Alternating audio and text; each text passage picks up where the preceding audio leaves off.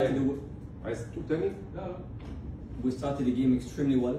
احنا بدأنا الماتش بشكل جيد جدا الحمد لله. We were dominant, aggressive, creating chances. سيطرنا على الماتش وكنا بنمتحن بكل قوة، خلقنا فرص على الجون بتاعهم. We scored the first goal. الحمد لله سجلنا الهدف We had الأول. another chance just after that. كان عندنا فرصة كويسة بعد الهدف الأول الحمد لله. And then after 20 minutes, our level of intensity and our quality of football dropped a little bit. لكن بعد 20 دقيقة مستوى القوة بتاعتنا قل شوية، مستوى الكرة بتاعنا قل شوية.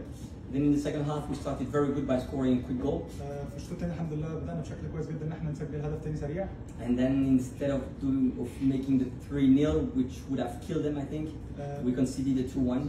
لكن بدل ما نسجل الهدف الثالث واللي يبقى 3-0 وبالنسبة لنا كان ده ممكن يقتلهم، استقبلنا الهدف الأول وبقى 2-1. Which gave them hope. وده طبعا ادى الفريق الثاني أمل. And I think they had one more shot in between the post just after their goal. But out of that, our goalkeeper didn't have much work, and I think that we managed the game defensively pretty well. تقريبا بعدها كان في شوطه واحده بس بين ثلاث خشبات يعني وحارس المرمى بتاعنا سدها صدها لكن بعد كده ما كانش عندهم فرص دفاعنا بشكل كويس الحمد لله. And at the same time we had a few opportunities to score the third one and kill the game, but we didn't unfortunately. وكان عندنا بعدها فرص كويسه ان احنا نسجل هدف الثالث وننهي الماتش لكن الحمد لله.